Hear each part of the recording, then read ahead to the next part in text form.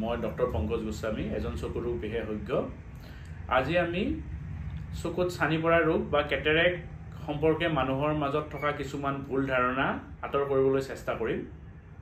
প্ৰথম ভ্ৰান্ত ধাৰণাটো হৈছে যে কেটেৰেক্ট সাৰ্জাৰী দৰকাৰ নাই, আমি মেডিচিন বা চশমা পিন্ধিলে হৈ যাব।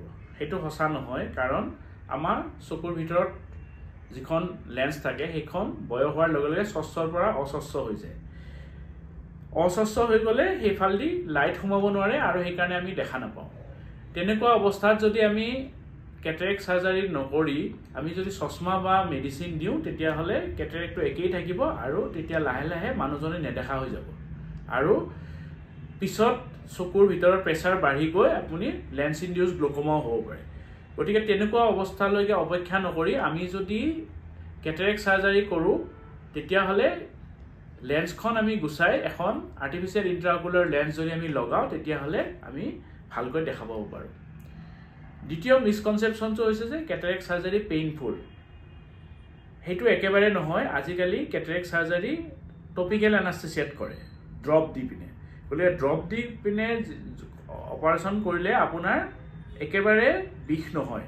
গতিকে সেইটো ভয় কৰিব নালাগে যে কেটেৰেক্ট সাৰ্জাৰীৰ সময়ত আপোনাৰ বহুত বিষ হ'ব, ভয়তে নকৰে। সেনেকুৱা কৰিলে আপোনাৰ নিজৰে অসুবিধা হ'ব, কাৰণ যেতিয়া আপুনি নেদেখা হ'ব তেতিয়া আপোনাৰ অসুবিধা বেছি হ'ব। তৃতীয় মিসকনচেপশ্যনটো হৈছে যে কেটেৰেক্টটো মেচিয়ৰ্ড হ'ব লাগিব বা পকিব লাগিব, তাৰপিছতহে আমি অপাৰেশ্যন কৰিম। সেইটো আগৰ দিনত আছিল, যেতিয়া অপাৰেশ্যন কৰাৰ পিছত আমাৰ লেন্স লগোৱা নাছিল। এইটো ইন্ট্ৰা কেপচুলাৰ কেটেৰেক্ট সাৰ্জাৰী দিনৰ কথা। আজিকালি আমি এডভান্স টেকনিক ফেক'ইমালচিফিকেশ্যনৰ দ্বাৰা আমি অপাৰেশ্যন কৰি ইন্ট্ৰাঅকুলাৰ লেন্স লগাওঁ আৰু তাতে ইনচিশ্যন চাইজটো একেবাৰে সৰু, 2.2 মিলিমিটাৰ। গতিকে তাত আপোনাৰ এইটো ভয় কৰিব নালাগে যে অপাৰেশ্যনৰ পিছত আপোনাৰ কিবা অসুবিধা হ'ব বা আপোনাৰ অপাৰেশ্যনৰ সময়ত আপুনি দুখ পাব, এইবোৰ মানে ভাবিব নালাগে। কেটেৰেক্ট সাৰ্জাৰীৰ আৰু এটা আপোনাৰ ভ্ৰান্ত ধাৰণা হৈছে যে বয়স হ'লেহে কেটেৰেক্ট হয়, কিন্তু সেইটো সম্পূৰ্ণ শুদ্ধ নহয়, আংশিকভাৱে শুদ্ধ। কাৰণ যদিও 80% মানুহৰ 60 ইয়াৰ্ছৰ ওপৰৰ মানুহৰ কেটেৰেক্ট সাৰ্জাৰী দৰকাৰ হয়, কিন্তু তাৰ মানে এইটো নহয় যে কম বয়সত কেটেৰেক্ট হ'ব নোৱাৰে। পেডিয়াট্ৰিক কেটেৰেক্ট জন্মৰ পৰা 10 বছৰৰ ভিতৰতে হয়। গতিকে তেনেকুৱা ক্ষেত্ৰত সৰু ল'ৰা ছোৱালীও কেটেৰেক্ট সাৰ্জাৰী দৰকাৰ হয়। ডেভেলপমেণ্টেল কেটেৰেক্ট 10 বছৰৰ পৰা 30 বছৰৰ ভিতৰত হয়, বা তেনেকুৱা ক্ষেত্ৰত কেটেৰেক্ট সাৰ্জাৰী তেনেকুৱা মানুহৰো দৰকাৰ হয়। আকৌ কিছুমান মানুহৰ 40-45 বছৰ বয়সতো কেটেৰেক্ট হয়, যিবিলাক মানুহৰ স্পেচিয়েলি ডায়েবেটিছ থাকে। তেনেকুৱা ক্ষেত্ৰত আমাৰ 40-45 বছৰৰ বয়সতো আপোনাৰ কেটেৰেক্ট সাৰ্জাৰী দৰকাৰ হ'ব পাৰে। গতিকে এইটো ভাবিব নালাগে যে মোৰ বয়স হোৱা নাই, মই কেটেৰেক্ট সাৰ্জাৰী দেৰিকৈ কৰিম, সেনেকুৱা ভাবিব নালাগে। যেতিয়া আপোনাৰ কেটেৰেক্ট হয়, যেতিয়া আপোনাৰ দেখাত অসুবিধা হয়, এজন অভিজ্ঞ চকু চিকিৎসকৰ লগত আলোচনা কৰক আৰু তেখেতৰ পৰামৰ্শ মতে আপুনি কেটেৰেক্ট সাৰ্জাৰী কৰক।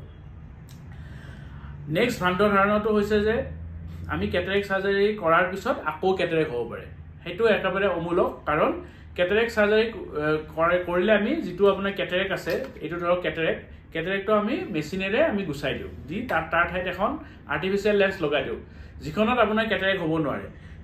তাৰ পিছফালে ধৰক পষ্টেৰিয়ৰ কেপচুলাৰ অপেচিফিকেশ্যন হ'ব পাৰে, লেতেৰা জমা হ'ব পাৰে। সেইটোৰ কাৰণে লেজাৰ এটা সৰু টেকনিক আছে, সেইটোত আপোনাৰ অপাৰেশ্যন নহয়, এই লেজাৰ কেতিয়াবা লগা হয়। সেইটোও ধৰক 100জন মানুহৰ 5% মানুহৰহে লগা হয়, চবৰ লগা নহয়। গতিকে আহক আমি কেটেৰেক্ট সাৰ্জাৰী সম্পৰ্কে সজাগ সচেতন হওঁ আৰু নিজৰ চকুজুৰি ৰক্ষা কৰোঁ।